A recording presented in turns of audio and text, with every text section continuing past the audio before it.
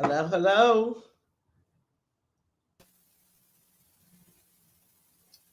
I gotta add you first because you're so much more beautiful than me. Oh no, So but that goes everybody's without coming saying. on How's to see everybody me. doing tonight? Captain, I'm doing great. And Captain, I wanted to start it right off. When did you know that you were at the game?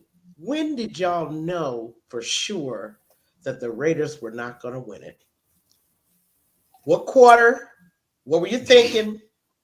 What did you just I think see? it was Can you pregame. I think remember? it was pregame warm ups. No, no, no, I can't really say that because I didn't. They were. Maybe we had a saw a little bit of pregame warm ups. Thank you, there, Richard Davis. We are coming at you live. We are coming at you live, and everybody says hello to Peggy and me and with beers and thanks again. Hello, Mike Sarah, thank you. everybody. That see, We yeah. know we lost half our So audience to the NLCS tonight, but that's okay. We no, can that's still not watch. We can true. I'm multitask. still here and I'm watching it, and and I have it with Hmm. you. Yeah, That's okay. damn right, I'm a damn right. baseball fan too. That's it. Back to the let's see. Back to the question. I would probably say my first inkling was when Carlson missed the first field goal Hmm. because we found out at the game that the Raiders flew in the day before. I'm Hmm. like, why? Why do you fly in for a game where you're already screwing up your body by having that time shift? Now, granted, it wasn't 3 hours; it was only 2 hours because it was a central game time. But still, you're screwing up your body. Why not get a little bit of a crossover by flying in Friday? Is it just me, or don't teams normally fly in on Friday? It's traditional, but under McDaniel's, anything is possible. And let me say, when you first said the first answer, when you first answered, you said pregame warm-ups. Tell us what happened to Carlson Pretty pregame much. warm-ups. Yeah, it was that groin, wasn't it? And a kicker's groin. Let me Well, tell the, you. the only groin I got a groin injury, but that's something else. But I didn't see. I actually didn't realize that because you're not being facetious. I'm thinking Mm-mm. you're not being facetious because I haven't checked I haven't checked what the injury report has been for a while because Mike, as Sarah, you know, Peggy, hi. I have a lot of other things going on. Hmm. Um, But I mean, if seriously, Carlson when has did had you a groin know? injury, Yeah, um, that's what was being reported. And you when said when you when when knew the when when he the missed the first field goal. yeah, that they were not up to snuff.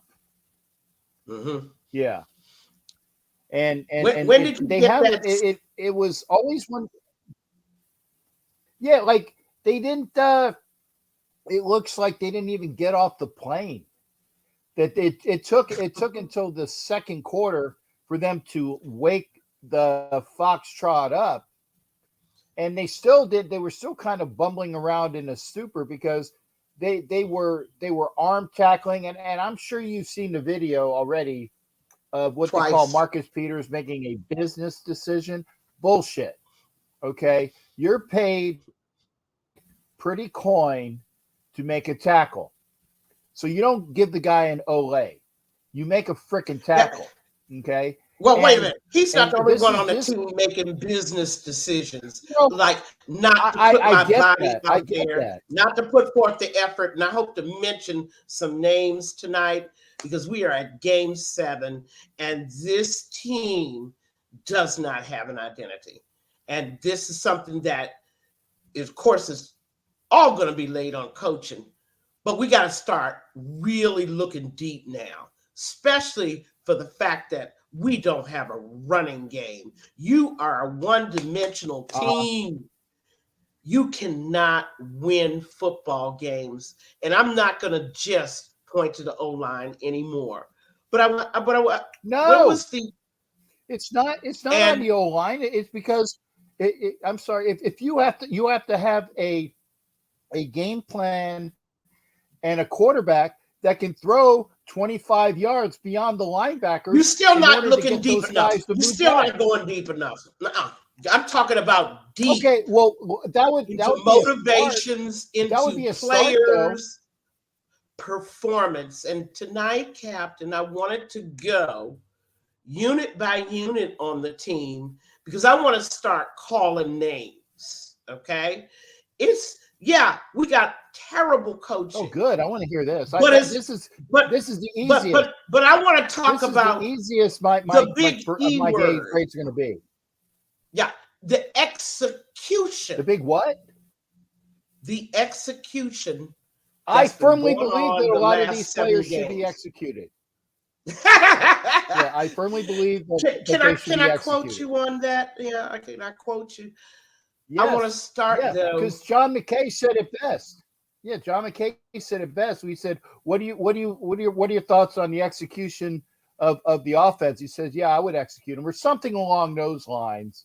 He's because he was talking about execution, and because his team sucked so bad. Name it was obviously tonight. early on. Oh, do it. Let's start with the quarterback position, and I want to grade Garoppolo first. Well, I would Garoppolo for this past game. Or are we going for 7 games? 7 games overall performance. Because his past game, if that's too much, okay. Yeah. Well, I would grade him an F. Wow. Because he leads the league. He leads the league. Well, here's the thing. He leads the league in interceptions, and he's missed 2 games. That's a unique stat when you can still lead the league in interceptions and you've missed 2 of the games, so that you've gotten out over 5 games. Over 5 games, you still lead the league. Let's go to Hoyer. Hoyer Sunday would be a performance. Hoyer Sunday F. And McConnell for the game that he did play in. Your give me a grade for your this assessment past of week his I performance. I'd give it a C+, considering that he did well in his garbage time. He obviously threw that pick, but again, that's a rookie mistake pick.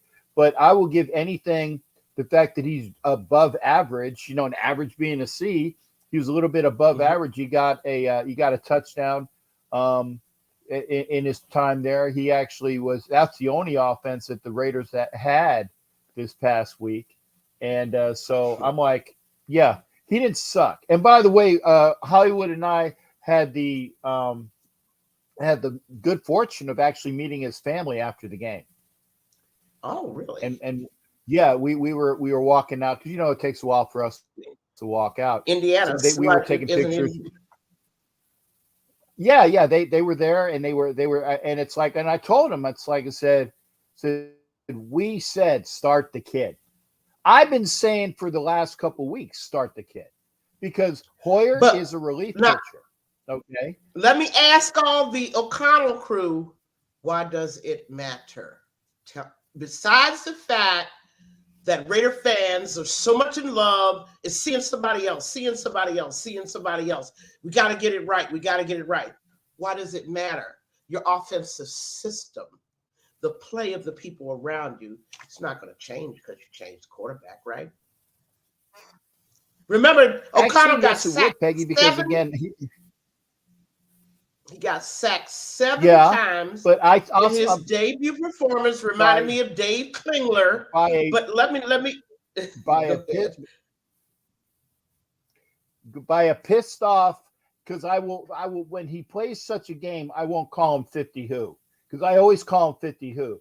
But when he deserves it, by a pissed off Khalil Mack, okay, who made mincemeat of the Raiders off. But here's the thing. He had an exceptional game because he was motivated for it. But that's on the tackles who had crappy games. And I've been saying for a while, put Mumford in at right tackle, and you might get rid of half of those mistakes there. He had two Move of the Illuminor sacks over. against Mumford. I don't understand why people aren't watching. Illuminor was out of there, and Mumford was still giving up sacks. Well, I would still say that you're going to need to see what you got with Mumford overall, and I think Mumford actually gives you more of a push as a tackle than he does anything else. I would definitely go with Mumford at right tackle. Let's go back to the rookie. Okay, what we're trying to do is focus on the quarterbacks. I said not only was he sacked 7 times, even Garoppolo and Hoyer haven't had that. I'm thinking that a veteran probably has a better chance behind the kind of line that we have. Okay, and again, the fans are just too in love with throwing these very young guys that should be carrying a clipboard into the fire and saying, learn this position. It's not fair to them. Mm-hmm. It's not fair to the team. And oh, by the way, 95% of quarterbacks that start as rookies never win championships. Out of 67 that we studied, if they started as rookies. Whoa! Are you saying in their career, or they're not going to win a championship? Are we expecting Aiden O'Connell to win a championship here? Oh, okay. Are you Raider? That's a little. Are you a Raider? You are a Raider, right? I was just saying. We want to win championships. That is the object of the game, to win championships. Yeah. I mean, I hope you haven't dialed it back so far that you're just glad I'm just to get saying, a win. Are you? No, I'm just saying that if you are expecting him to win a championship this year, then obviously No. I said 95% of the guys that start as rookies get thrown into the fire, never win championships in their careers. Right. And that's why I'm against throwing a young boy in here, but maybe, I mean, maybe that's the solution. But now I want to go to running back.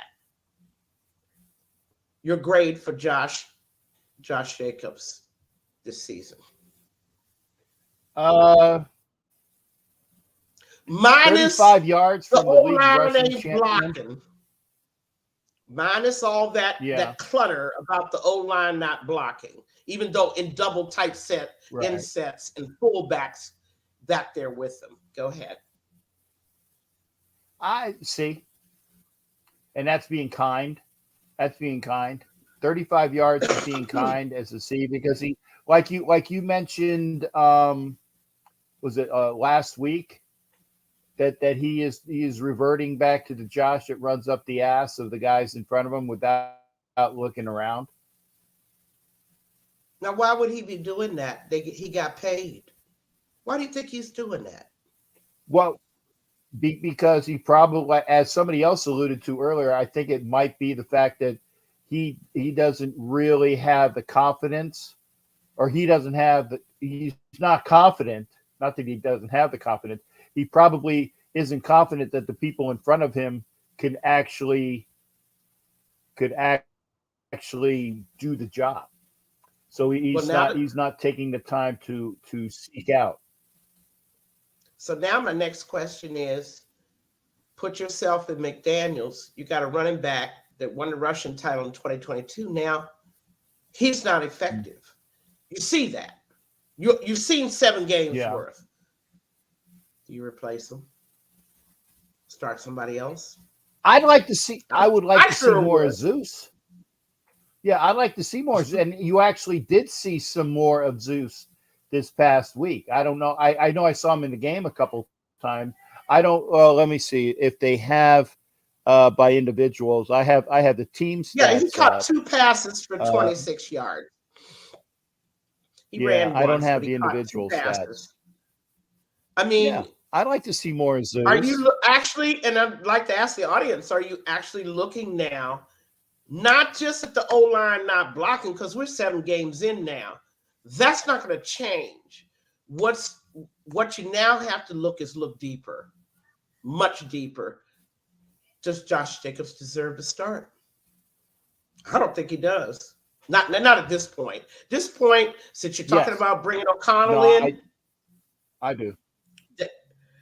you do believe he still needs to start.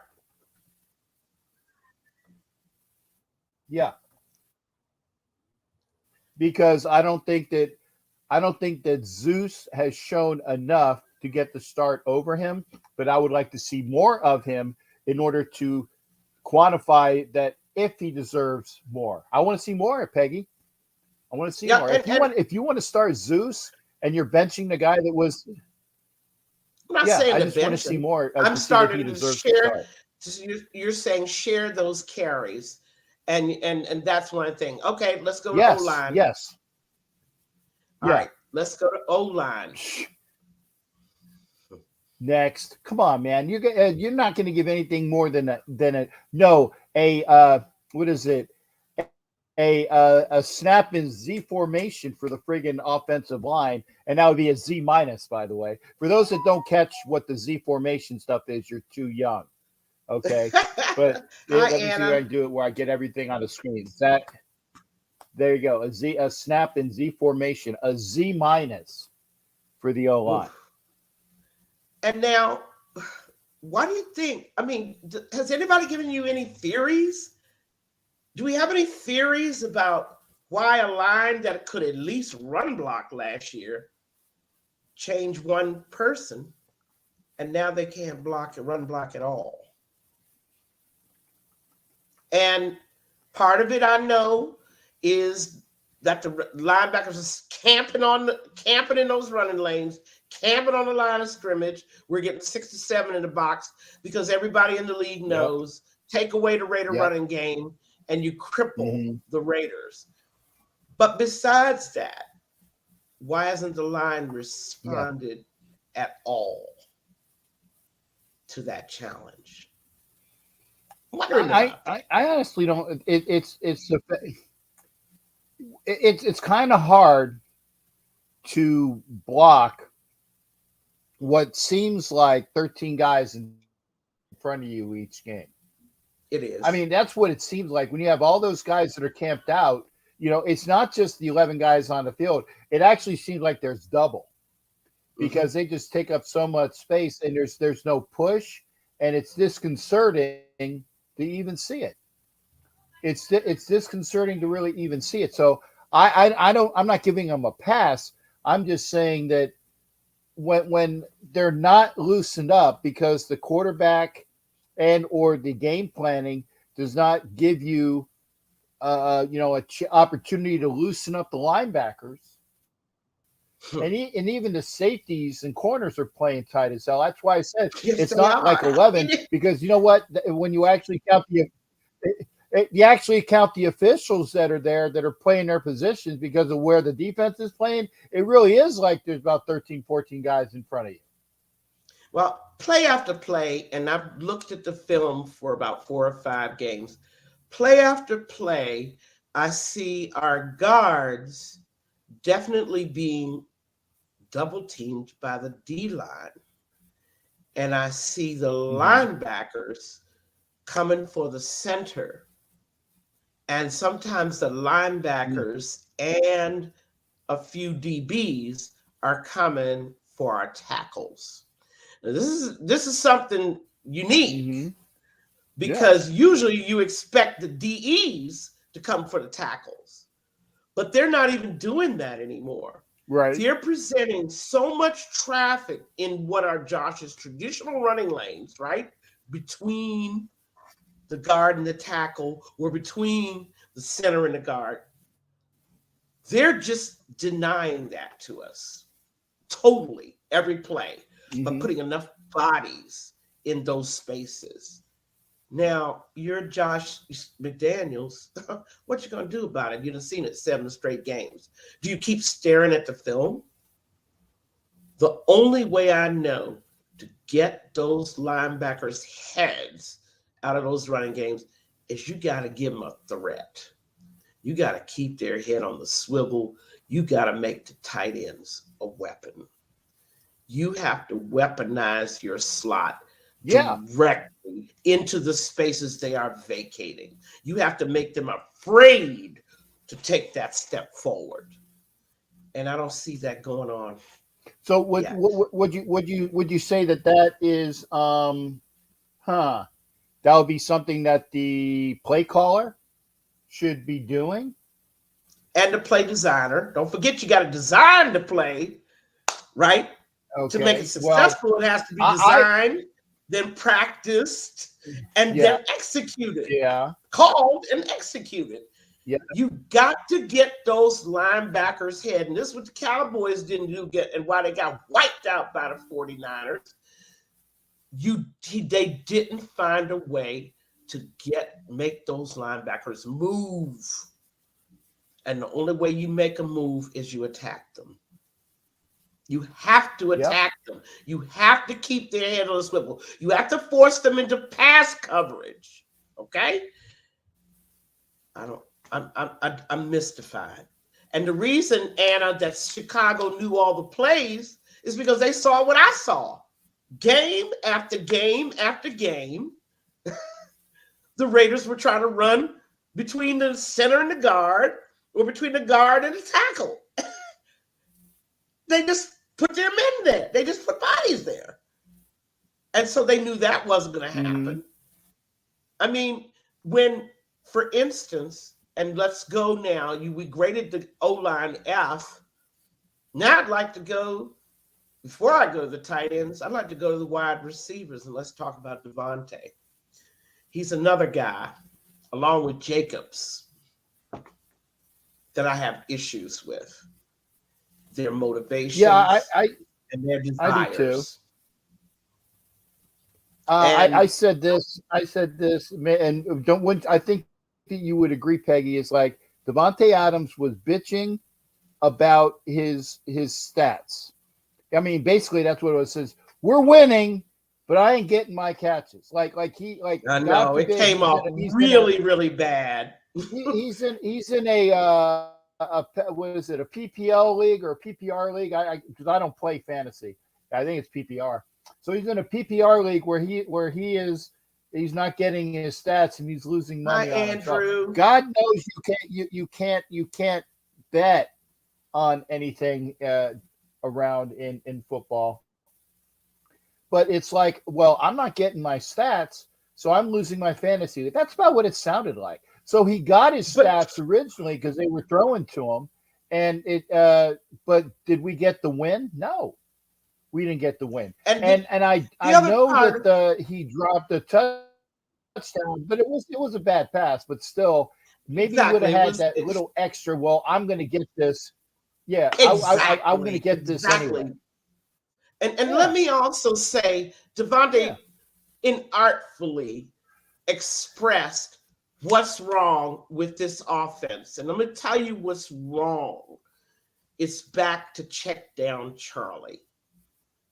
That I will insist to anybody doesn't target a receiver. They don't come out of the huddle, hike, and then say, we're going to get the ball to Devontae. That is not the way check down Charlie works. Check down Charlie depends on receivers running routes and getting open and in the position they're supposed to be in when the quarterback does his check downs. Say you have a hot 1, 2, 3, right? Jacoby's hot. Jacoby's hot 1, Devontae's hot 2, Jacobs is hot 3. Okay? Whoever is where they're supposed to be when you count down, that's who gets the ball in this kind of offense. Devontae will never thrive in check down Charlie. Why? Because Devontae never runs the same route twice. And this is something important. That's not his style. He's used to getting open, working his way open, and the quarterback sees him and throws to him. That's not check down Charlie. He will not be a happy camper captain. Right. No matter what happens from here to the end of the season, he will never be happy. Having said that, then, because then you just opened up the can of worms. You just opened up the can of worms. He's never going to be happy. Never. What do you do? Not in this. Not in the system. Well, the only thing that you can do is try to trade him at the end of this season. I mean, you can't. There's nothing to be done right now. I mean, except watch his effort decline for the rest of the season. You will not see him. Maybe. Right, but see. Okay, but see, if you're thinking about moving him at the end of the season, his value is just going to drop the further he plays. Why not move him within the next week? Well, the same can be said for Jacobs. It's mystifying why Jacobs would put in these lackluster performances. And oh, by the way, did you see how he goes out for routes now? He doesn't even try to find an open space. There's traffic all around him now. He's not even, used to be earlier in the season, he was finding those open spots. Against Chicago, because they knew what was coming, he didn't even bother. He was in crowds the whole game long. Devontae, the same way. He's not working his magic in the route running department, and he's not running the kind of routes that McDaniel's system requires. That's why he's not. 7 for 57, and that off the fingertips almost touchdown, which was, like you said, not very well thrown, by the way. But he's caught much tougher passes, much tougher. Yes, he has. And you've seen it over and over again. He's not going to have I believe he will not have another 100-yard game. He have a 100-yard game this year, another one. I sincerely believe that, and I'm sorry for him.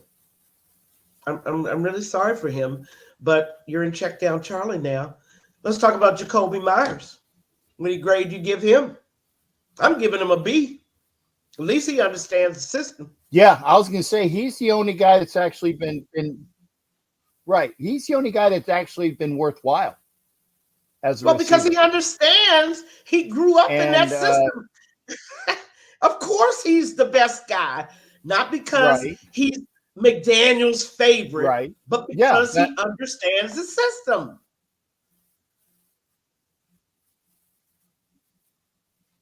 Right. But wouldn't you say that it for when you have one of the top 5 receivers in football that Davante Adams is, that in year 2 you should know what the foxtrot you're doing? That nerves me. You know who we got making these kind of personnel decisions, these play calling decisions. You got a guy that is convinced that check down Charlie his way or the highway. Simple as that. He's never going to change. He's not going to start another running back and rotate talent on and off the bench and use these guys like Tucker and Carter and Renfro the way they're supposed to be used, or use the tight end. He's not that kind of guy. You're going to do it my way or you're not going to get the targets, period. And that's why Renfro's struggling too, by the way. I mean, okay, well then that obviously unconventional way I was of just running going to routes. get to that. Mm-hmm.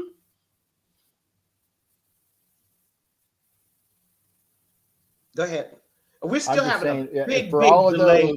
All of those. Yeah, and I got rid of like all of the.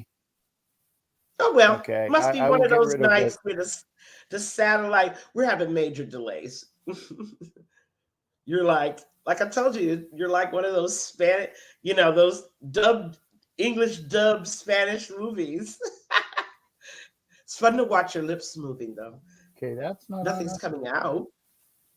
Oh, that's what she said. Okay.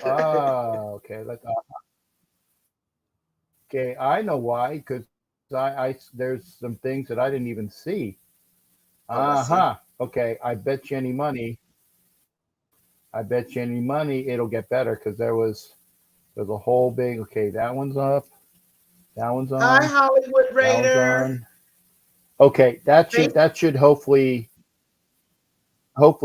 fix a lot of things.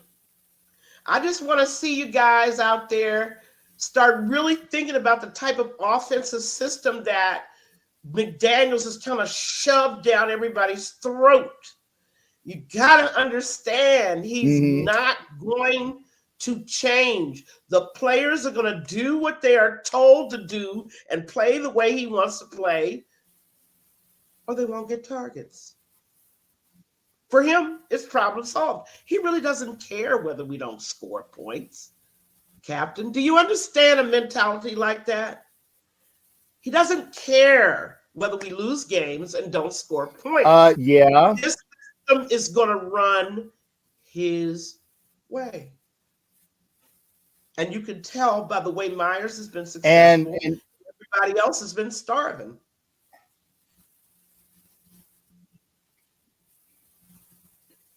Yeah, and it was. And by the way, I'm going to give some props to the defense guy who my girl, Sheila. Was one of the great Chicago fans. Who's that? Great, him, and as well as Tien Tran, the defense guy, and Tim Shanley. You know, all of the Chicago fans were fantastic. They were and I say this. And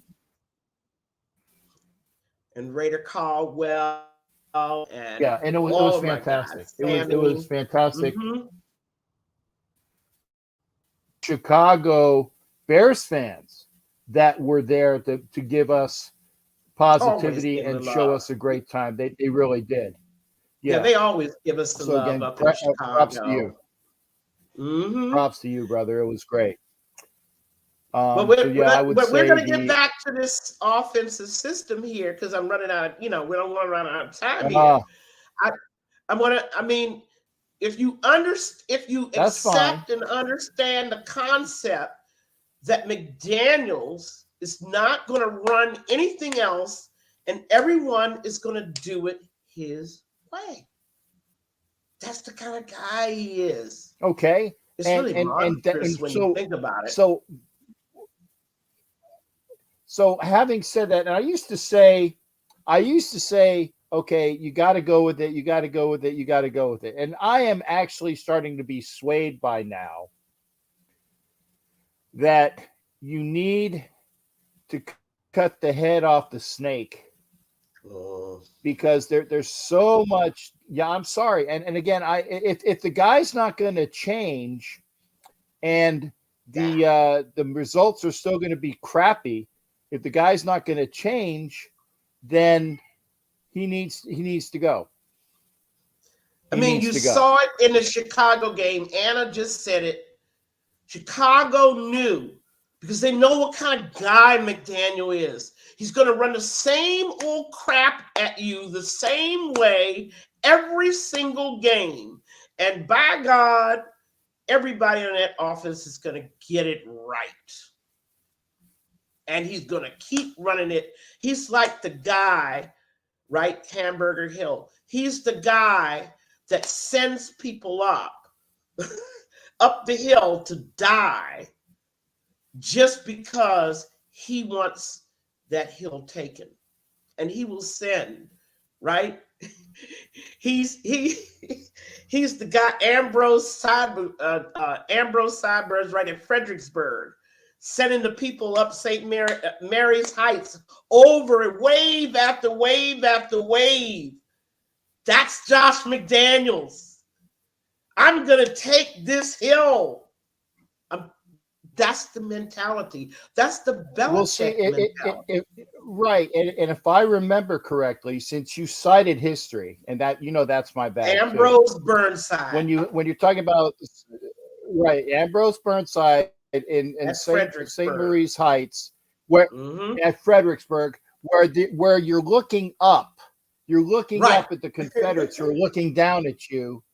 Right. And everybody's going up and literally getting their asses shot off. Well, after they get hit in the head, then they would be shot in the ass as they go down.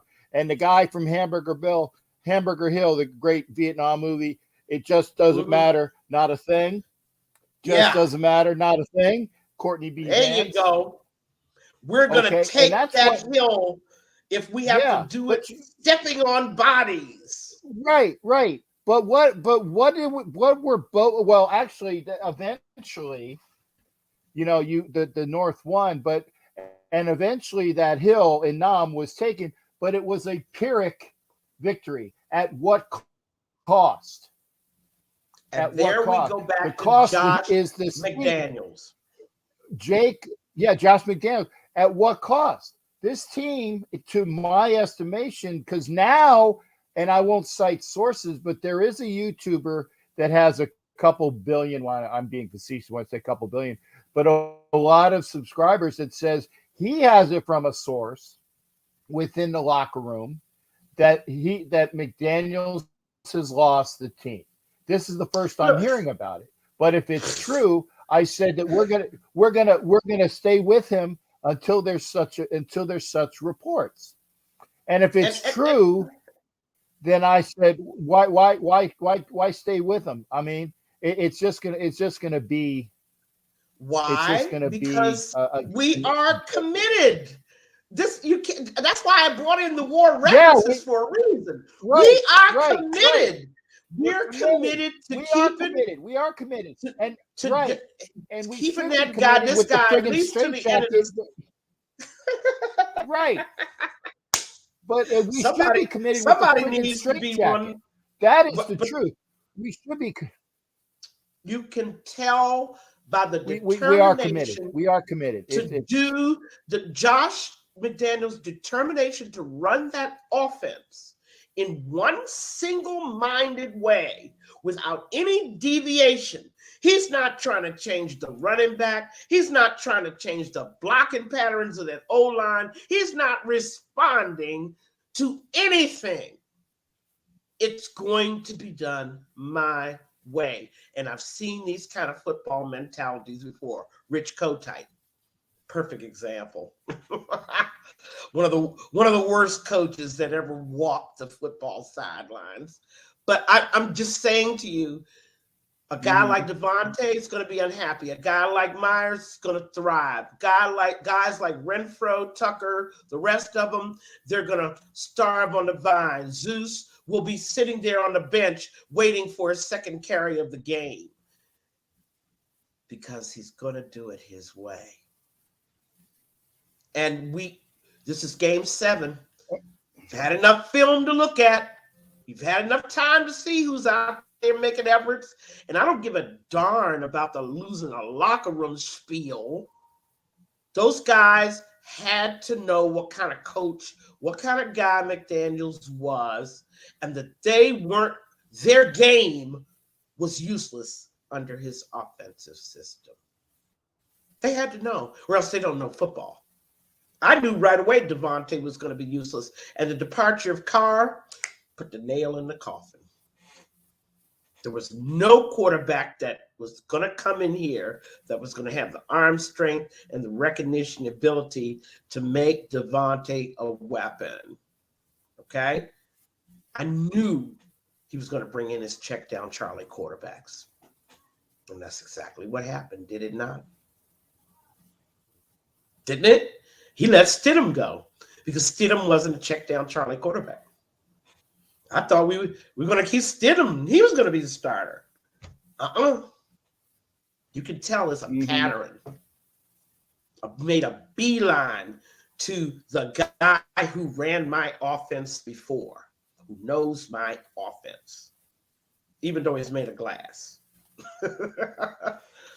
Now I want to go to the defense and talk about them a little bit before we go back. I know Josh is the topic of the day, but I really want to hear any more about Josh or Mark or anything, and that's going to be my walking off rant, talking about the way Raider fans are fixated on Mark still mad because we moved from Oakland to Vegas. But anyway, I want to talk about the defensive line. You want to go player by player or just talk about the ends? Oh, by the way, Wilson had his first sack this game. Congratulations. Kyrie wasn't at his first but like I said, you got a guy that's only played seven games in the NFL that's coming off plantar fasciitis that only has like about 3 or like maybe 2 weeks worth of practices before then, thrust into a starting role. Okay. Well, that's the way the Raiders. We're pressed. Chandler Jones blew up on us. Right, and I'm just saying, it's like for all of those people that are saying that he's the bust of the draft, I'm like, no, he's not. No, I said, no, give the guy some opportunity, okay? And by the way, and I hate to bring up a sore subject. You saw the picture for this broadcast, which is Callie Mark when they picked Cleve Farrell in the draft. That was his expression. That was the Raider meme, like actually I can cuss now. The fuck, what the like that. Cleve Farrell is having a renaissance resurgence with the 49ers this year. But he's got coaching. He's got superior defensive coaching. What I'm just saying, a lot of these guys that have been in and out of the Raiders needed coaching. What I'm saying is that it's amazing how people thrive when they're out of a bad environment. This is a bad environment. As a Raider fan, that pains me to hear you say that truth.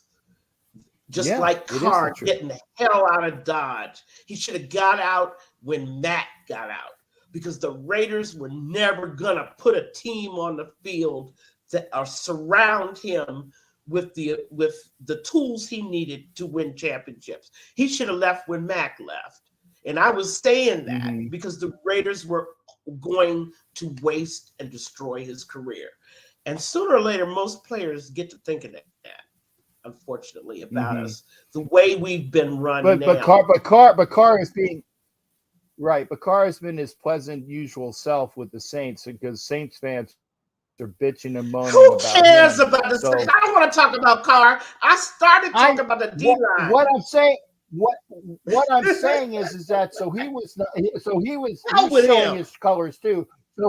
So for all you Carr lovers out there, pack sand. Anyway, we'll talk about the D line. The D line, up until since they've been getting better the last couple games. I don't know what the hell happened in Chicago. Yeah, very little to no tackling. Well, the other part is that I'm hoping that Raider fans who are so devoid of defensive knowledge understand that when your D-line is pressuring the quarterback every down, you're getting in there, you're moving the pocket, you're collapsing the pocket, suddenly the entire defense plays better. Oh, what a wonder. The connection between the play of the D-line and the play of the rest of the defense has to be obvious. When that D-line does not play the way we need them to play, they have to pressure the quarterback into making mistakes. And you're getting turnovers because of that pressure, which we got none, of course, on Sunday. You have to have that D-line play. Overall, I'm going to give the D-line a C+, and I wanted to give them a B, but the lack of consistency in their play, it's up, down, up, down, up, down. Eventually, they'll find an identity. But they are I agree there. They're actually they've been playing better, but they regressed. Well, and you had to know this is going to happen when you don't have an identity. You don't have a firm way forward. You're going to have up, down, up, down, up, down. And tis our season. How about those linebackers? Now that I would say that other unit.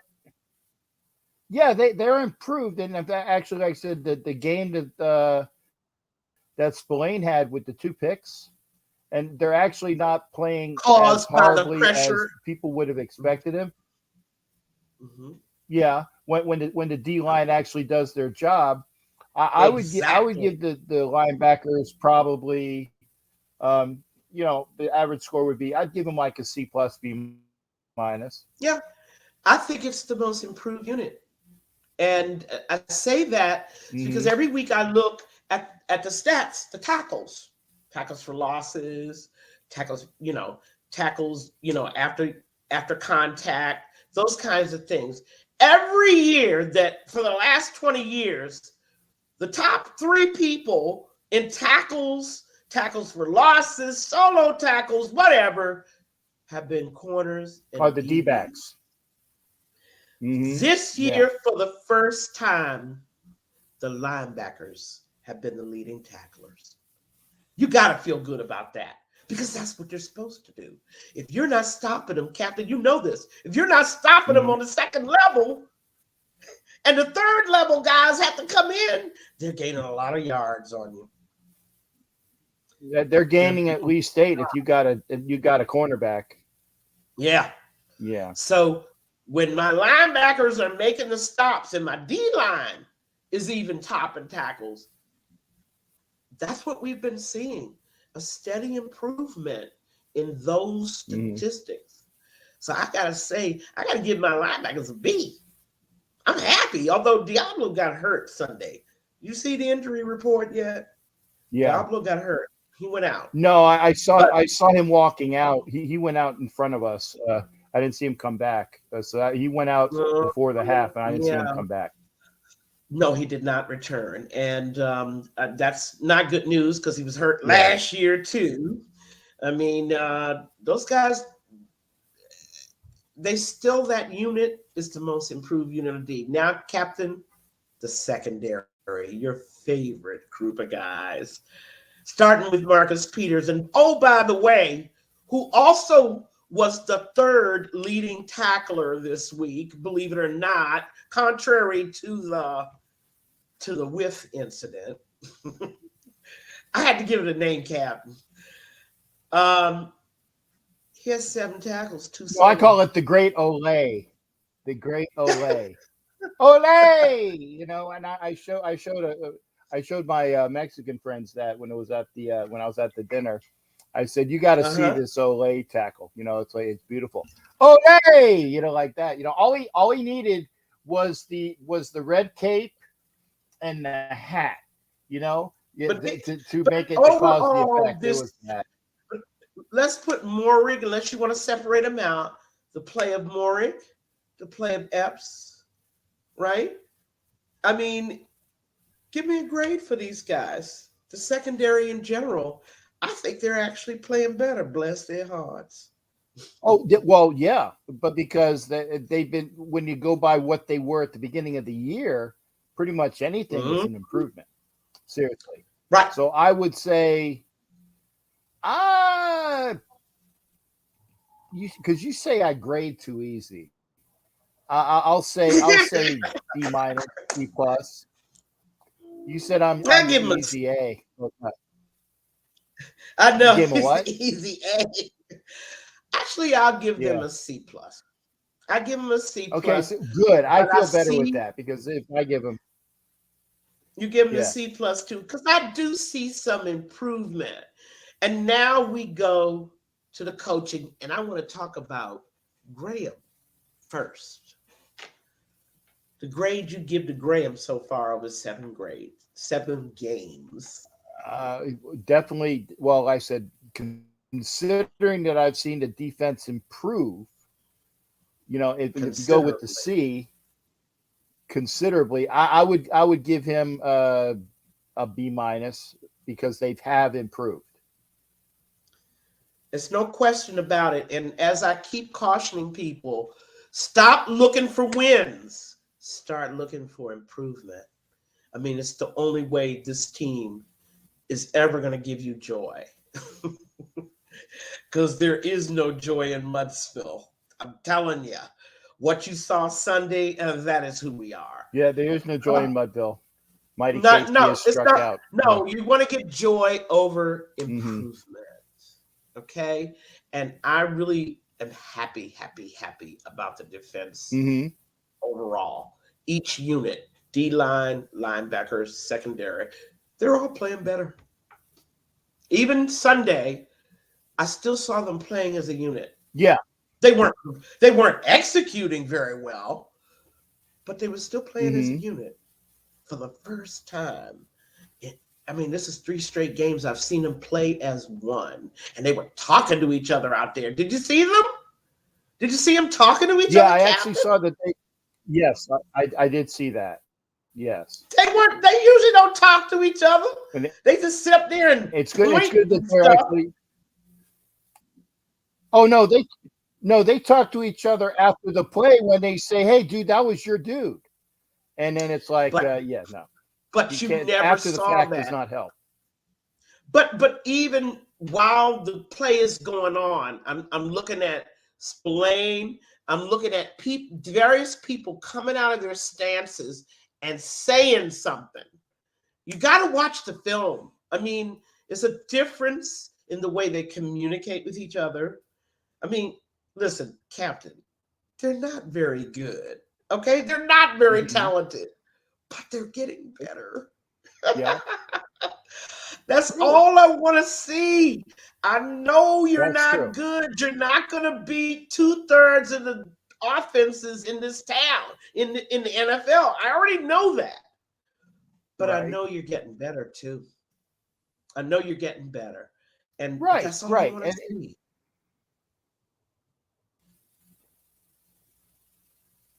That's all I want to Yeah. see. I mean, but And you, now, but go ahead. Go ahead. No. Jerry, Are you going to gloss up? Yeah,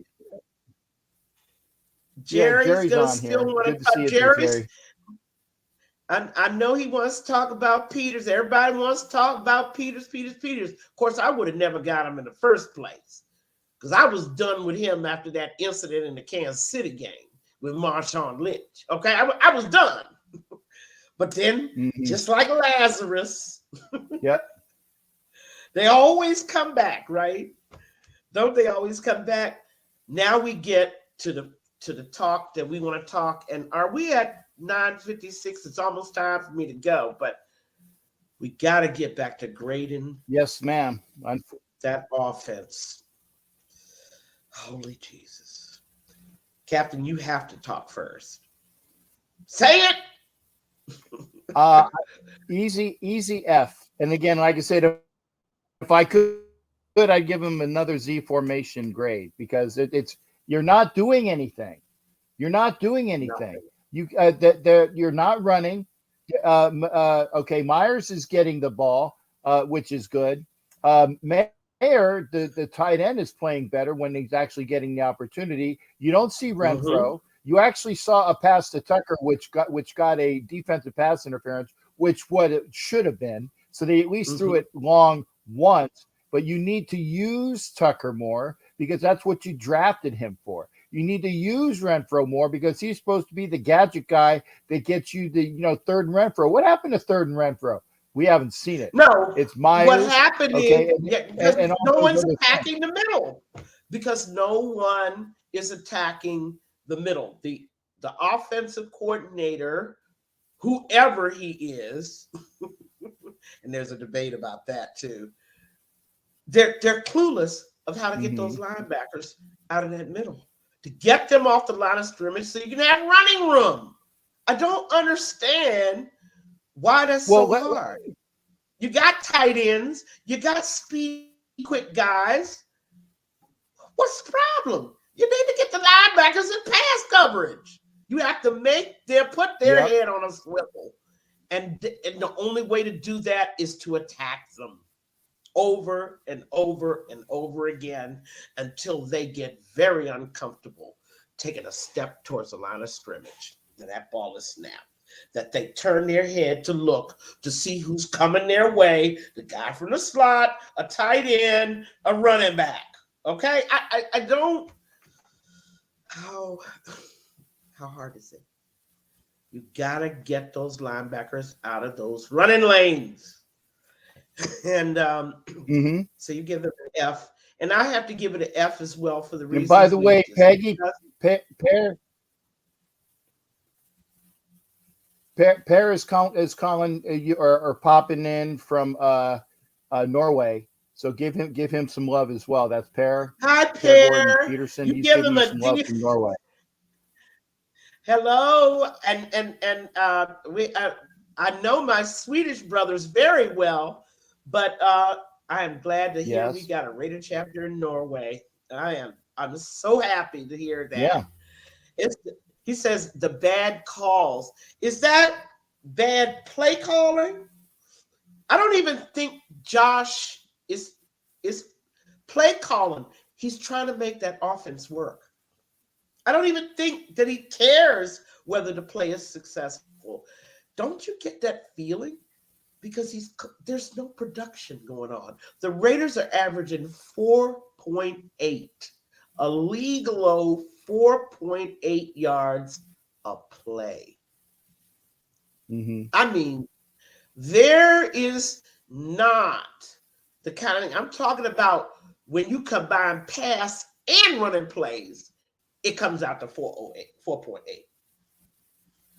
That is good enough for 32nd place among all teams in the NFL. I don't think Josh cares about that. He wants to see it executed. But you're willing to go, and I said I'm willing to see this one through. I'm actually starting to double. Mm-hmm. I knew you would. I mean, just no. I mean, well, but you're the McDaniels is so terrible in the coach. It's going to be hard to stay on the ship. It really is. It is going to be hard. Right. But it's like if you know you're getting what I had to say. If you know you're going to get rid of him at the end of the year, and you say you want to see improvement, if you're not well, like I said, if we don't see improvement, and you say look for the improvement, don't look for the wins, look for the improvement, right? If we don't see improvement, then why stick with it? On the offensive side of the ball, there's good things going on in the defensive side. Entertain yourself over there. I'm sorry. Josh has it in his mind that you're going to run his offense, period. And he doesn't care if he doesn't score or gain yards, or it's a 3 and out, or your best, one of the best receivers in the NFL is starved to death. Okay? He doesn't care about any of that. Doesn't care if his $12 million running back gives him a -2 game. Oh, I'm going to start him next week. And then next week. And then next week. You know? He got a year high total of 77 yards rushing. Still no 100-yard games, 7 games in. And then he gives me 35 Sunday. But I'm still going to charge up that hill. I'm still going to send my guys, even though my guys ain't getting it done. That's that. There goes Josh McDaniels for you. And I'm still standing on the McDaniels ship only because I got to. I got to believe, and this is where that's what I'm saying. That's what I'm saying. I have to back the coach because he's our coach, okay? Right. But if we know that he's going to be gone, that's what I'm saying. If we know he's going to be gone, if we don't see any improvement, well, okay, we got maybe 10 more they're games, not baby. after improvement, but maybe that you see the whole thinking here. We're Raiders, okay? We're about winning championships, commitment to excellence, those things that have been forgotten in the translation, the whole horrible mess of Al's last 10 years coupled with Mark's 11 years, 20 years of mediocrity. We've forgotten. We have forgotten so much about what that meant. First of all, it meant a badass defense. We completely forgotten about that. We just fall focused on the quarterback. But again, I'm gonna walk up. No, I'm not. I want to walk up. No. People will talk about that, but I want to get back to your very important question, Captain. You said if we know Mm-hmm. that McDaniels is not going to be here, I would suggest to you, no, we don't know that he won't be here next year because of Mark. Mark is a Right. guy And see doesn't that want is to that is admit. why. Go ahead. Yeah, I'm just saying it's like, and that is the only thing that I can say is that we don't know, but it's just it's so unnerving to watch Why? this car wreck again and again and again, and we don't have any power. I understand that we don't have any power in None. watch, but it's like, do you know how many people are being turned off They'll be by back. this lack? They'll be You back. think McDaniels is coming back next meeting? Oh my God. No. I say that don't discount the possibility, even if this season turns out horrible. And I'm going to tell you why, because of what happened with Dennis Allen. Dennis Allen delivers Mark 2, 4, and 12 seasons in a row. And shocker of shockers, they actually let him start the third season. I'm like, what? Why is Dennis Allen still around? Unfortunately, he didn't make the trip back to London, but that was 4 games into the season. Well, he went separately. Yeah, he went separately. Yeah, but the whole point is that he allowed Dennis Allen 4 and 12, right? And then we look up and he's still here. Why is he still here? He should have been gone on the off season. Matter of fact, Black Sunday, they shouldn't even have waited. I want him out of my building, okay? But we start season 3 with Dennis Allen in charge. That's the kind of owner we've got here, okay? I don't know whether he learned something from the Dennis Allen experience. When in doubt, get rid of him. But he has to know that instability, and many people have said this, instability, constant change, are also one of the reasons why the Raiders basically have had 20 years of losing football. The instability at head coach and at quarterback. I'm saying don't discount the possibility. Now, Mark can surprise us all and say, get him out of my building like next week when the Detroit Lions blow our doors off. But I digress. I still think that you have to consider the possibility that not only will Josh finish this season, but he may even be back for another. This, of course, sends groan. I hear the groans like from here. Do you hear the groans? We don't make these decisions. Mark Davis that's my stomach regurgitating along with my head. Yeah, that's the roar here and the here. So yeah, that's what that was. But seriously, if you're going to take pleasure out of it, stick with me on this, will you? The one pleasure is that we will have proven without a doubt that every branch on the Belichick coaching tree is dead. There is nothing coming out of Patriot Central that is worthy of head coaching an NFL team. If the league isn't convinced by now, Josh McDaniels is sure going to convince them. So he's going to blow up here. Well, let me ask you a question on this. I got to ask. Okay, so if we get rid of McDaniel, does Ziegler stay or not? Because Ziegler, what happened to Mayock when Gruden left? Mark, okay. See, Mark Well, is Mayock nothing had some but really crap. predictable. Mayock, wait a second. I don't Mayock even want to actually had go some down really that road. crappy I don't want to crap. compare Mayock to anybody. He's gone. I don't want to talk about anybody who's gone because we got a 911 emergency right here. Okay, Right, and that's I what don't I'm want to talk about anybody saying. that's gone. So how would you rate Ziegler? How would you rate Ziegler? How would you rate Ziegler's drafts the last 2 years? I think he's done decently. Look, it doesn't even matter because it's all to support the Patriot way. Josh's main problem with the entire Raider Nation starts with the fact, and I've said it, he ain't Raider. He's never gonna be Raider. He's trying to transform us like a virus, transform us into Patriots.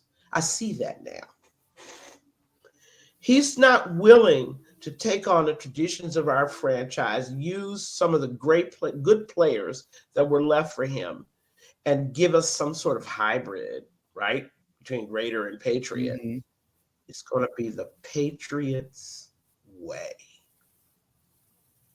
And he doesn't care who has to be sacrificed to get it. And that's like for real, for real.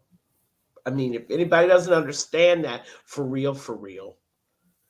He's not trying to create a hybrid. He's trying to make us Patriots. Josh's number one offense, he ain't Raider. There is nothing Raider in him. I thought there would be a little bit, something somewhere. There's no Raider in him at all. Right off the bat, he done lost half the Raider Nation right there. Right off the bat. Well, okay. Now I gotta ask then. Hi, Jack.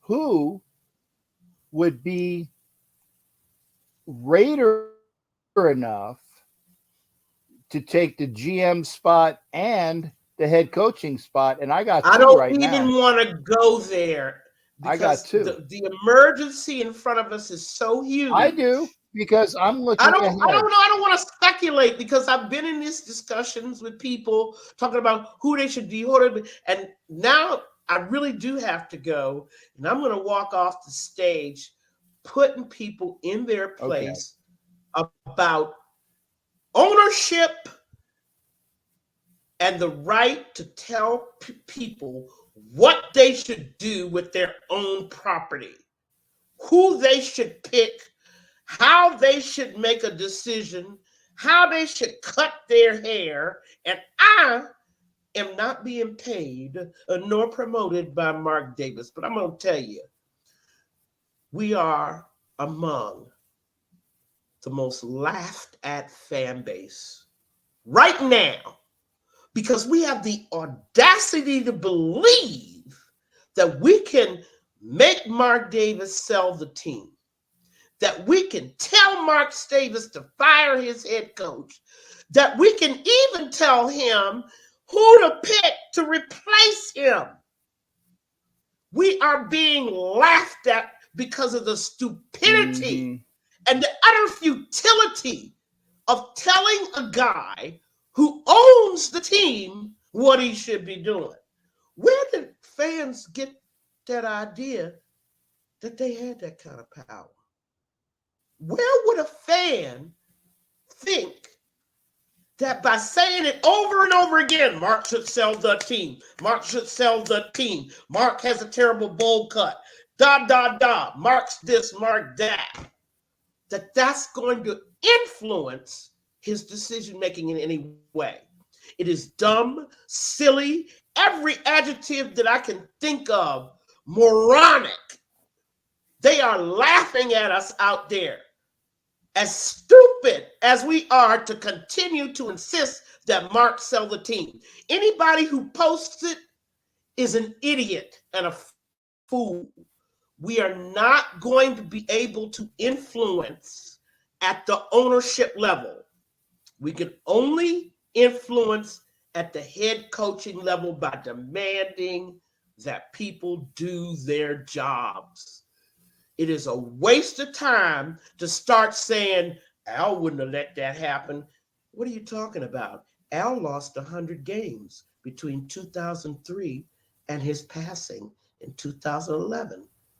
Oh, for sure, he let that happen. It's not like Mark inherited a franchise that was winning and he ran it into the ground. He inherited a franchise that was slipping into darkness. Everybody knows that. That's why the rest of the fans and the league is looking at the Raider fans like, have you guys like gone insane? Do you not know what Mark got in 2012? Do you know what he had to do just to bring it up to league standards? The only thing Mark's guilty of is he's too stupid to make this team better. Okay? Football's stupid. That's the only thing he's guilty of. And for the fans to continue to say Mark should sell the team, Mark should sell, I don't know any other fan base, and Captain, back me up, that's first chant is McCaskey, sell the team, Bidwell, sell the team. Do you know any other fan base that keeps demanding that their owners sell the team? No, and I know what it is, and this is yeah. I don't know any like us. Yeah, I think that you not have like people us. that were saying it for. No, okay. No. This is not our like, okay, Brian, okay, Brian, Mark, sell the team. Mark, sell the team. Up and down the timeline. Brian says yes. So Brian, what other fan base can you say? Because Peggy asked the question. Continually post daily, 100 times a day. Mark, sell the team. Mark, sell the team. It's idiotic. It's a threat that cannot be acted upon. It's set out of frustration, deep frustration, and the fact that we're Raiders and we're tired of this crap, but you don't attack it at the ownership level. It is futile. It is dumb. Stop. Think. We've got to attack it at the head coaching level where changes can be made. And with that, I got nothing else to say. Let's sound smart, Raider Nation. Before you go, before you go, and I will say that Brian answered. Oh, by the way, your question. What other? I don't want. I'm not going into all these. That one obscure example. I'm talking about hundreds, and I monitor Raider Nation daily, 24 hours a day. Hundreds and hundreds and hundreds of posts about Mark Davis because they're still pissed he moved from Oakland to Vegas. And the rest of the NFL knows is still sticking in our craw. That's why they think we're idiots. And I don't want people thinking that way about us because we're smart and we're dedicated. And we need to stop talking like fools. You're not going to make Mark do anything but ignore you. Completely ignore you if you keep doing what you're doing. Anyway, I gotta go. I gotta go now. I know you gotta go. I will finish this. Like I said, if you watch, because I will address the people, and I also got a couple more because it's also the Ursays in that group as well. So, the Ursays. I could think of just horrible down in Carolina. Oh my God. There's not a and Jerry, but they don't ask for them to who sell actually the team. had to sell the team. No. It's not gonna happen unless he's a stupid idiot like Snyder. Well, he did things. Mark's not that dumb. He did things. Right, and so did the owner in Carolina, and that's why they told him he did things. Right. That violated. He did the same thing. He hid money. He hid money from his partners. Mark's not that stupid. Stop it. Stop wishing okay. for the last link to the I'm Davis. I'm not You wishing. think the I'm new just saying owner is going to be Raider? You think he's going to be Raider? No. No. He's not. He's not going to be Raider. But then Al Davis and we said they're the Raiders and 31 other teams. Okay. Eventually, it's going to be there are 32 teams in the NFL. That's going to happen eventually, whether we like it or not, because there is no heir to the Davis throne unless Mark knocks up the chick from Hooters or P.F. Chang's. Okay. There is going to be no heir. When it happens. But Mark is not going to listen to us. Nor do I'm not saying I didn't say he say doesn't he was care going to what listen to us. You think. I don't stop Peggy, wasting your breath and your time. And I don't want to talk about it anymore. These are stop two wasting different your time. No, I'm just saying these are two.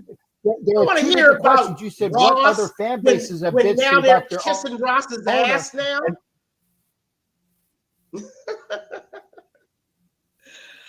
I know. You asked in courtroom because you know this being a legal person. Asked and answered. Okay. We'll just say asked and answered. Every day, Miami Dolphin fans were posting hundreds of times a day, Ross sell the team. Right. Nobody else does that but us. Because we're Raiders. Don't take shit. We never have. We don't take crap from people. I got you. We're not and you got the great Peggy, and I love her opinions as well because, like I said, when you chop it up with Peggy, you better not make sure your hands are in there, or they're going to get chopped up too. And really, I understand people now want to, because I actually said something about that Raider fans were stupid. And that's how it's being interpreted by all these people, going through their rule books to find places where fans demanded that the owner sell the team. But the point is, that's not our biggest problem. Our biggest problem is Josh McDaniels. Yeah, I agree there. The problem is not Mark Davis. See, we agree on something. McDaniels. And I suggest that the energy be spent. Well, he is a problem. He is. But he's a problem that we can actually do something about. We won't be able to do anything about Mark, so get off his nuts. He's not going anywhere. Ooh. Nope. Get off his nuts. Such language from Peggy. We definitely got a rile when we got that. That's a good thing. It's a waste of time, and it's beneath Raider Nation to go after prey that they will never catch. Go after the fruit that you can pick, and that's Josh McDaniels. And if you really want smaller fruit, I agree with that. Carmen Brasillo, the offensive line coach, needs to be run out of town. So maybe we can start with him, right? I'm sorry. No, I think that it's whoever's calling the plays because, like I said, you got to move the guys. Yeah, but Brasillo, that O-line has not improved one iota in 7 games. Come on. No improvement, 0. That's true. That's a guy that needs to be held accountable. He needs to be held accountable, but he won't because he's one of the New England frat boys. Okay? I know you want we need to talk about it more. Raider Nation, be smart. Go for what we can actually do something about, and that's Josh McDaniels. We need Mark on our side to get rid of him. So stop insulting him and get off his nuts. I haven't said anything else. We need Mark to get rid of Josh.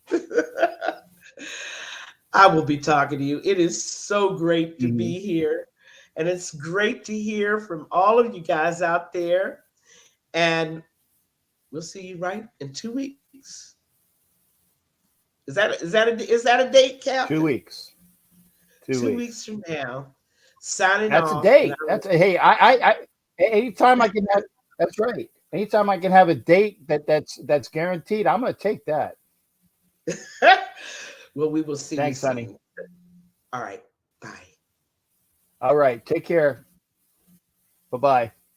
That is Miss Peggy. Miss Peggy actually she should have been gone. Not that I was going to kick her out, but normally Peggy only does an hour, so we got her for an extra 25 minutes, or technically 23 minutes according to the clock. So we had her for an hour 23. So if you guys and gals, mates and wenches, want to talk about what we were discussing, we can do that. We can do that. So I'm going to put up the link, and if you don't come in, like I said, if you don't come in as a Raider fan, and I see that my buddy Clayton is here. I know Clayton's a Broncos fan, but this one is so heavily Raider centric, Clayton. I would say just give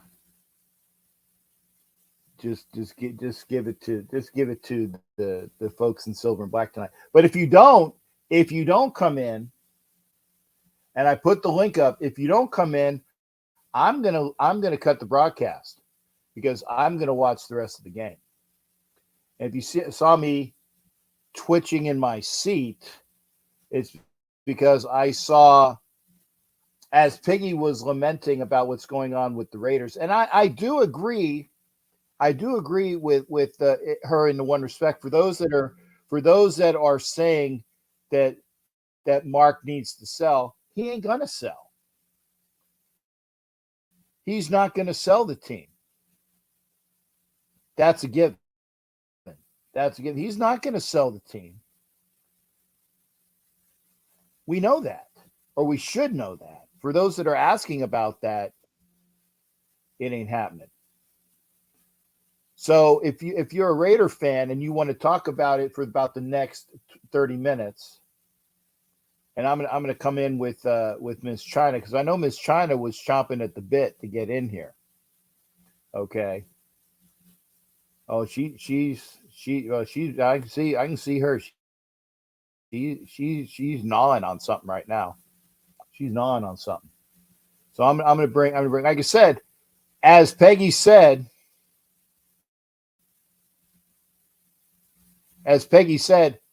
Mark ain't gonna sell the team. He ain't. But he needs to get rid of the coach. And if for those that are just coming in now, if you missed it, I said, if you know that there's an issue, Steve, I'm not taking phone calls. Steve is calling me on my phone. No, Steve, I'm not taking. I got it. I know Steve wants to talk about the Astros sucking, and that's direct from what I see on Facebook. Yes. Good night. Good night. Steve, no. Ignore. Okay. I'm not doing it. Like I said, hit the fucking link. Hit the fucking link. You want to come in and talk, hit the fucking link. I'm not putting the damn phone up to the damn microphone. Hit the link. Get your shit squared away. Okay, I'm gonna get China in here. Oh man, that is down in the zone. Come on, is that Rojas or is that Pache? I think it might be Pache. Phillies are down 4-2. And we'll see if they're going to do anything. China, you ready? Oh, she's combing out that hair. That's wonderful.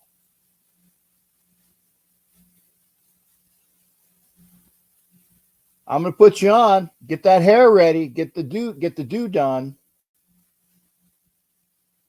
That's a walk to Pache, thank God. So Pache walks. We're gonna bring in China. See, you got to be ready. You got to be I am ready. ready. I am Okay. ready. I, Yeah, the knockers okay. are up too. Damn it. I was gonna say and I didn't even mention anything about your tops. Knowing you probably would. No, I'm kidding. Anyway, yeah, like No, Peggy said. you brought him up first. You brought him up I'm first. sorry. Okay, I'm sorry. Jeez. Uh huh. Yeah. Anyway, yeah. Anyway, Okay, go ahead. Dakota taking a shit this morning was better than our offensive line. That was horrible. When I took a nap, the game was about to start. Mm-hmm. Then I woke up about an hour later. 21-6? Right. Really? 21-6? How in the hell do you get beat by a team that's 1-5? Our offensive line looks like fucking hot garbage. McDaniels, like you said, Mark Davis, number one. Hello, Mark Davis. Somebody, the 70s called you need to get rid of that chili ball haircut. Anyway, number one, do not sell the team. That's number one. And number two, you need to fire McDaniels because McDaniels is one of the worst coaches that you've ever seen. He's trying to make okay, let me say this. He is not okay. The Raiders are not the Patriots, and I've been saying this for a good minute. Max, I would give the D line some improvement. I give them like a C, like y'all said. They're improving, but they need to improve better. Number one, get to the end zone first. Well, that's basically everybody. If you got to get to the end zone, you need to get there. But no, take that back. Less, and I mean less field goals, more touchdowns. Less playing fuck games, more touchdowns. Less Hail Marys like Brian Horry did. I don't know why he did this. I don't know why Josh McDaniels say, hey, let's bust out a Hail Mary. What the hell was... Why don't you just give it to your running back or your tight end?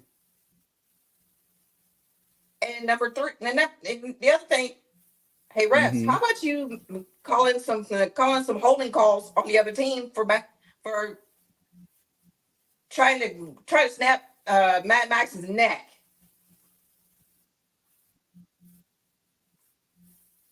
They're doing all this crap with us. I don't know why, because I know the Raiders are an old school team. But we need to go back to the old school ways because this is not the team that I've seen about 40 years ago. I mean, and God bless Al Davis, and God bless Al Davis. Hell of a great team. Made a great team, everything. But this is not the team he created. It's actually not the team that came out of the 70s, like late 60s, early 70s, and all the way up to the 80s. Right. But here's the thing, though, China. Like I said, Mark Davis. I honestly don't think that Mark Davis cares. Yeah. I really don't think that Mark Davis cares. And if I'm wrong, and I get put on report because I get somebody tells Mark Davis that Captain Jack said this. Okay, I'll be more than happy to talk to Mark because if I'm missing, I'm just seeing from what I am inferring, what I am seeing, what I can infer. He talks a good game, and I'd like to say that Mark Davis cares. I really would. I'd like to say that Mark Davis cares. Well, I got you, Jack, but I got to finish with China. So go get a plug. Go get a plug so you can get that 13% up to a little bit more. Okay. Jack has But got. I what don't see. team I is think that this? Mark Davis actually he made his name at 13%. I get it, but here's the thing. It's like Mark Davis has made his name that he is the owner of the Aces, and that's what he prides himself in. Mm-mm. That's what he But prides himself in. we had So we'll see. we had so many coaches that tried to make this team improve, and we don't have enough offense. We don't have enough bodies on offense. And I said this about the Texans years ago. There's no bodies on offense because nobody is figuring out where they need to go and what have you. Go ahead. Okay. Were you in on a discussion where she said that Raider fans are stupid asking for their owner to sell the team? You caught that, right? Somewhat, yes. And she goes, well, okay. She says, name another fan base that called for their owner to do that. And I knew the answer. And Peggy was adamant that we are the only ones. I'm like, no. The Saints with Tom Benson, the Colts with Irsay, the Panthers with the guy that eventually had to sell the team because of his stupid shit. The Dan Snyder with Washington. Okay. You know, there's plenty of owners. And even when she cites the McCaskey, there are Bear fans that were on the McCaskies for the Bears. But it's like, we need to change owners. We need to change. I'll give you another one. The Fords in Detroit. People were on the Fords. They said, well, we need a new ownership because they suck. Okay. The point is that there are other franchises that talk about their fan base gets pissed off about them. So it's not just the Raiders, but she's also correct when she says it ain't going to happen. That is right. It's not going to happen. Mark Davis is going to be, even though he's not the owner, he is the de facto owner because his mom is still there. And when his mom dies, by all accounts, he will be the owner. But he's not going to sell the team. But here's it doesn't matter. Eventually there will be a new owner for the Raiders, and maybe I'll see it. Yeah, maybe I'll see it too. Okay. So yeah, but we'll see what happens. But again, he's not going to sell the team. He does need to get rid of McDaniels, and I'm one of the first people to say that.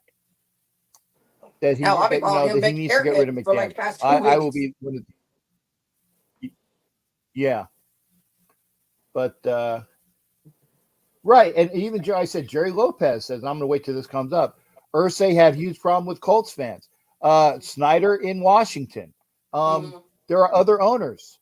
Hell, the Jets fans even had problems with their owners. Okay, that's right. So this is not the first time that fans have put out that we need to change ownership. We need to do something about it. That's been done. But it doesn't matter. It's not going to happen.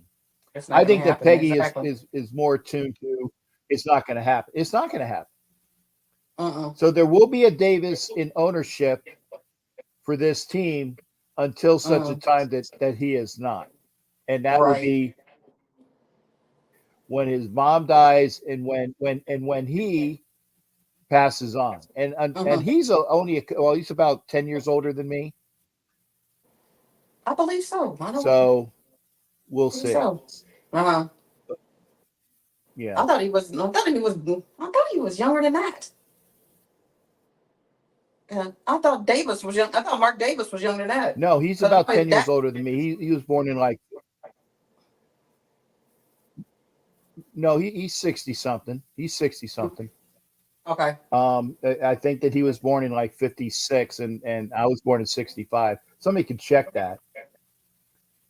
So, but he's not going to do. No, Jack, we're talking about that now. China, I'm gonna bring on Kenna on a 3 screen. Okay.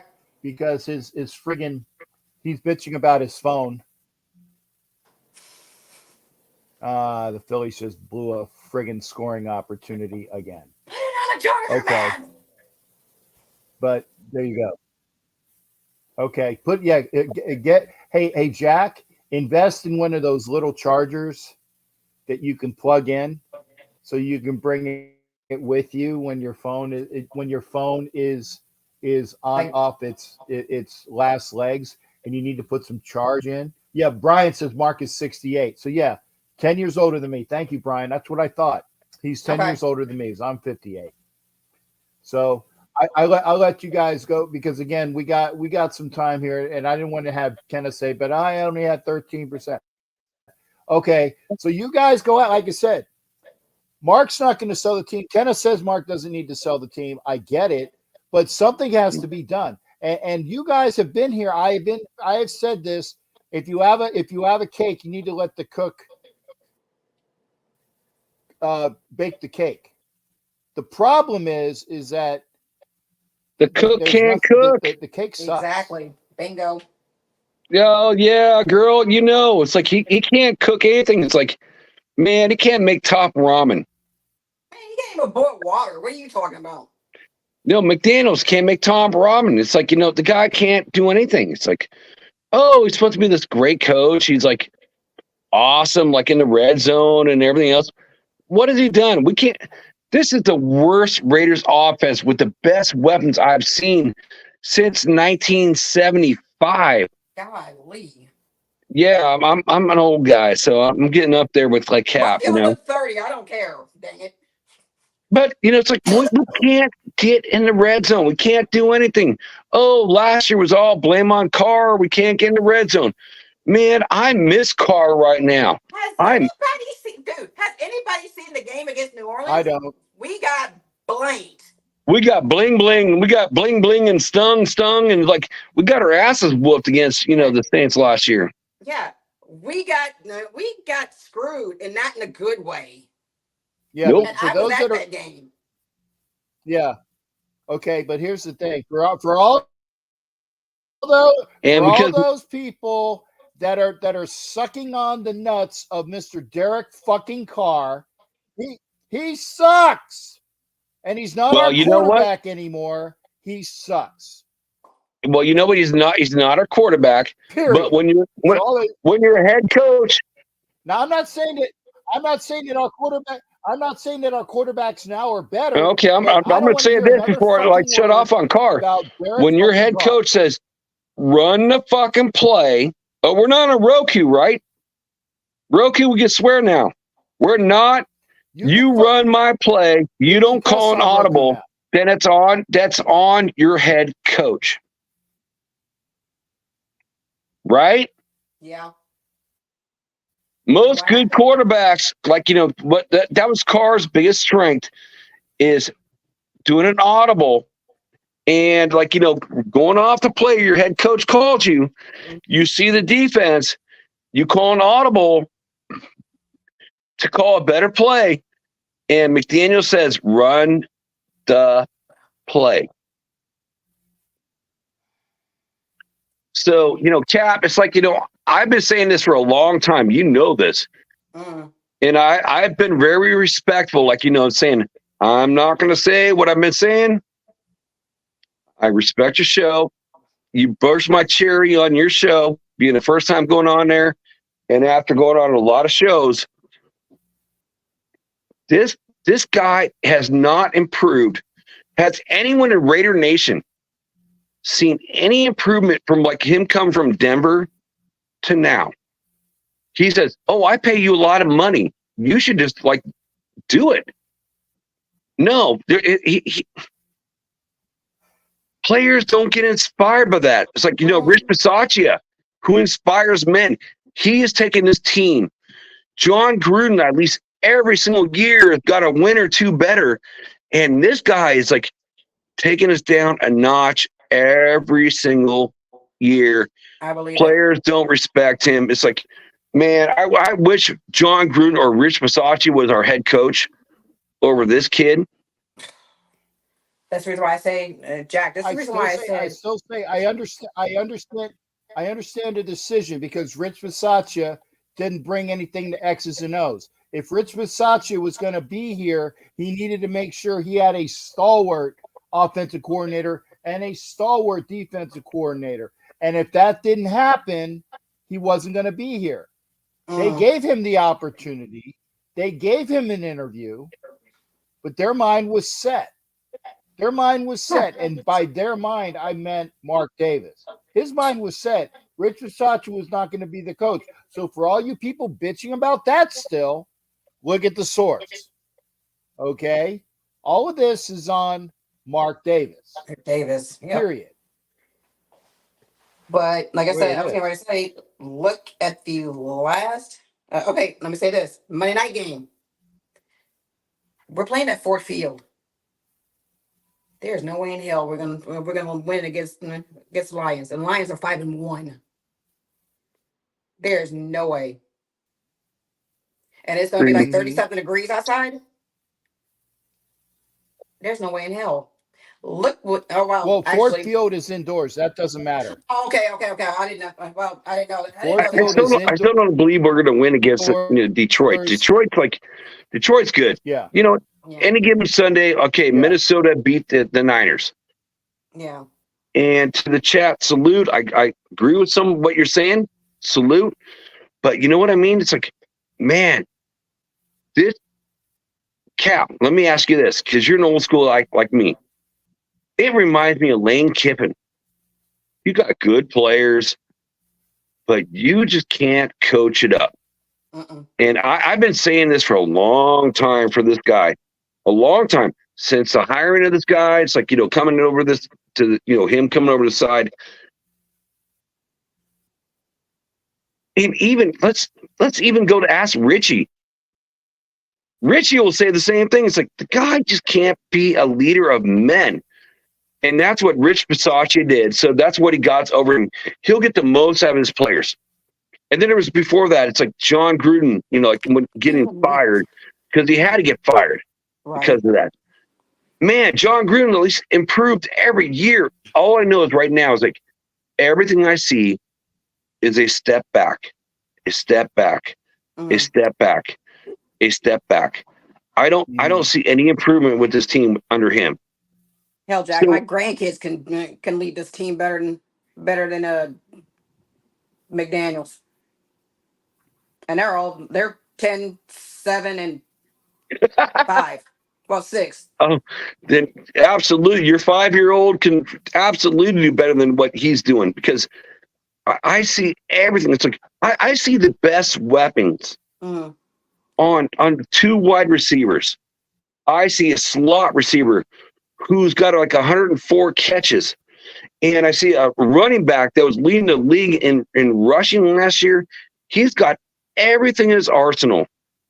And yes, our offensive line is good versus the pass, but can't do anything against the run because our quarterbacks, let it be Jimmy G, let it be Hoyer, they can't throw it deep, so they can't stretch the field like Carr did last year. So I'm not going to be trying to be a Cardassian, but I'm going to say I'm a Carr fan. We can't stretch the field. So that makes a big difference on, how the defense plays us. Well, and here's okay, something. you're going to jump in. If you're talking about stretching the field, Devontae Adams wants to have the kid play because the kid can stretch the field. Exactly. We can do better. We can do better with AOC4 in there, providing that the offensive line doesn't go shellac again like they did against the Garglers. If the offensive line plays better, AOC4 is adequate in coming in.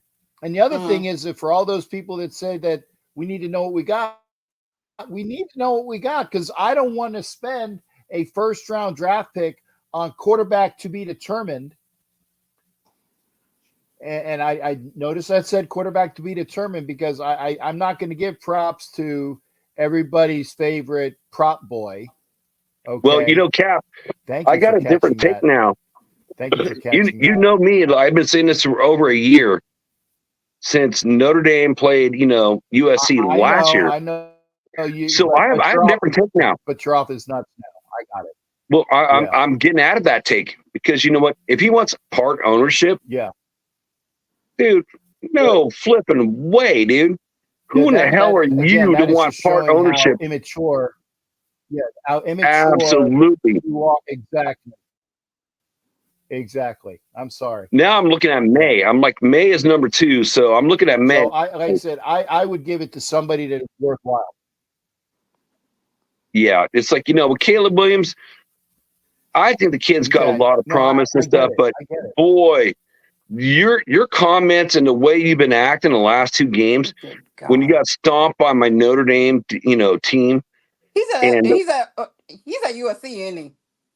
oh yeah, USC. It's like Caleb Williams. When I saw him last year against Notre Yeah. Dame, He should have kept his you know, ass in freaking I told Oklahoma. Cap this a long time ago.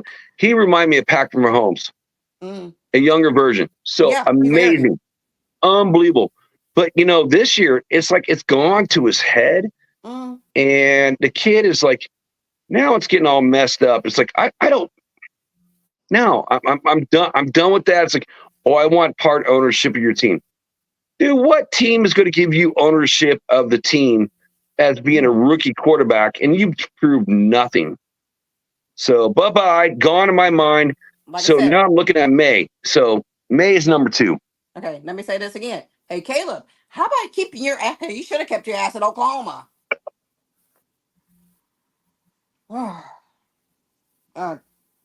Was I he don't there know. before? I didn't know before. Like, Yeah, he was. Well, he went Yeah, over before he when got the coach before he went over. transferred over to USC because Lane. Yeah, he went over when Yeah. the coach went over. Yeah, Lane Kiffin went over to When the coach USC. left Oklahoma, he went to right. Yeah, he went over to USC Yeah, because he so wanted to follow we that know what we coach. got there as well. Point being is that He's Riley, you want to follow yeah, Riley. oh, that's right. It was Rick. Why do I keep thinking Lane Kiffin? I forgot I mean, Lincoln kind Riley. of a prima donna. So I'm like, I'm kind of done with the kid. You know, it's like I kind of even feel that way with Devontae now. It's like I saw this stuff with Randy Moss, like, you know, back in the day. It's like, and Devontae, it's I got to get my numbers and get my wins too. It's like if a win's not enough, a win is a win. That's all I care about. I want our Raider Nation to win. And if you need both, it's like, and I get it too, because this offense is so flipping bad. When we spend like what, 105 or $110 million, one of the top offenses, and we can't do anything. I get that. But at the same time, I'm starting to see the prima donna stuff of Randy Moss, which, I mean, I don't like that. I don't like it. About Terrell Owens, but that's beside the point. I was thinking more Terrell Owens and like mixture of Terrell Owens and Randy Moss. Dude, yeah, Randy Moss is like one of the only shows I ever got kicked off. Well, It was like, I mean, you know, I think, like I said, Devontae is at least wants to see O'Connell in there because he knows that the kid can actually throw it beyond 25 yards. Here's the thing. Absolutely. And if your best offensive player knows that you can throw it beyond 25 yards, right, and you know that you can open up the defenses, and he's your best player that's disgruntled, maybe you might want to do what he wants too. Okay? Well, it makes perfect sense. But here's the thing: if you have McDaniels in there, and if McDaniels refuses to play the quarterback that your number one receiver wants, and you know that you're not improving, that's why I said for the people that want Mark to sell the team, that's not going to happen. That's not going to happen. But as Peggy said, the low-hanging fruit is this: is have the coach removed, have an interim brought in. And I'm telling you that Lombardi sucks as a coordinator. Well, of course, Lombardi I don't know sucks. who you're going to have as an offensive coordinator. He's only got a I job don't. because of his name. Yeah, exactly. I was gonna say. But here's the thing. It's like I mean, no, he's not. He's not related. Okay, I was The getting ready other to the ask other you that. Lombardi that got fired by the Chargers that now works for the Broncos. Uh-huh. He is of the Vince lineage. Mick is not. Mick is not. I found that out. So Yeah, is it like the I redheaded found that out. stepchild or He is what? not of the lineage. that is true. So Yeah, he is the redhead stepchild of the Lombardi family. no, But that's he's not in that family tree. okay. But I was getting see Jack, see Captain Jack. Yeah, I was getting no, ready to but ask he's you not about of the that. family tree. He just shares the name. Yeah, but what really Yeah, ticked me he just off. shares the name. I thought he was a Vince person, but no, he's not.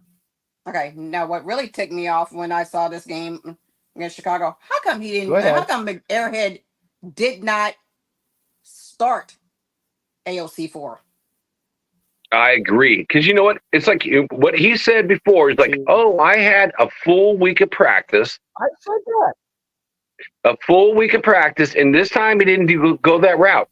And I kind of feel like he got the fire from Mark Davis when he said, that is bullshit. Mm. And so, he thought, oh, I'll go with the veteran. Someone who knows my system. And he got flamed. That was a bad mistake. And everything should be going AOC for. Because you know what? We need to know what he's got. Why did that? And I posted this on Facebook. I did this question on Facebook. What is the over under of how many interceptions that Hoyer will be getting? Will be throwing?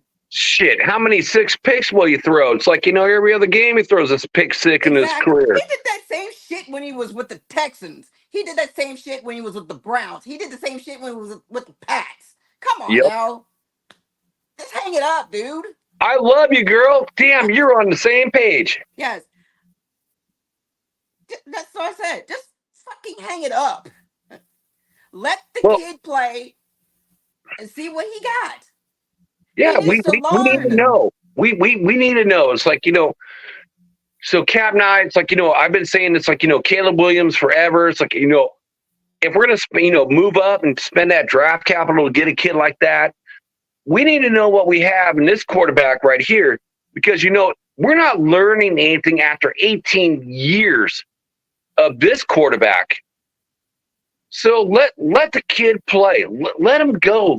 Throw it out there. It's like win or lose. Let the kid play and learn from. Don't want to do it. Hey, I hate saying preaching to the choir, preaching to the choir, preaching to the That's all I choir. gotta say. Like he said, like Captain Jack I just said said, it. preach it You to the can't fucking choir. do any It's worse. It's like If you. Go ahead. If you want to see improvement, then let's see what we got. Okay, because the defense has improved. Let's see if there's any improvement in the offense. And if the impediment for improvement is the head coach, then fire his fucking ass.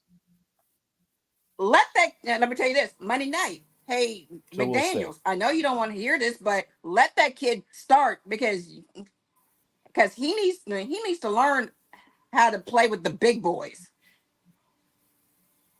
He ain't at Purdue. He already had enough practice already. Yeah, I tell you what, if he does play on Monday night, he's going to get his ass handed to him because Detroit has a real defense. True. That is. Well, Detroit's got a lot of good stuff going on for him. It's just not the defense. This past game was the game to start him. You already lost that opportunity. Exactly. If he plays against Detroit, he's going to have his ass handed to him, and I'm going to tell you why. Because the Chargers, when we played them, they had their ends were actually active and were up for it. And the Lions have Aiden Hutchinson and a couple other good guys. This is not the game. I mean, you can't lose anything because they're going to get their asses handed to them anyway. But that's it. Guys, we are at 1:57. I want to try to put this in the can at under two hours. So I appreciate everybody being here. Thank you for coming in. Again, Peggy says we're doomed. We're doomed to have McDaniels through the end of the season. If not, We are. into next season. We'll see if that happens. That's what we're looking at right now. We'll see if it happens. But I got to go. Thank you for coming in and chopping it up with Peggy, because again, Peggy's just one of a kind on that, and I enjoy that. Peggy's So, old school. take care. We Oh, will yeah. see you tomorrow. We will see you tomorrow for the Wild Wild West show. We'll see you Thursday for NFL Nation Live and my show on Thursday. And you will see me Sunday. Or no, yeah, you'll see me Sunday, although the Raiders play on Monday. So we'll talk about things on Sunday. Maybe we'll know more about who our quarterback will be then for that I game. love the Wild Take care, Wild West show. everybody. Thank you for Guys, being here. go to Cap's channel on the Wild Wild West show. Go and see Richie, Cap, Coach, and Alex. That is one of the best shows for a Raiders fan. It's great. If you want to learn about, your teams, you learn it there. You want to know about your enemies, get them close and get the enemies closer even than that. And you got gentlemen that are like respectful and they will say it how it is. And they're great guys. So I'll see you, Cap. I'll see you there tomorrow. Good night, everyone. Raider Nation. Love y'all. Love. Mwah. Good night, everybody. Thanks again there, folks. Jack Kenna is out and China is out. Thank you for coming into the show. I got to do my outro. Thanks again. Take care, everybody. We'll see you, like I said, tomorrow, Wild Wild West, 7:30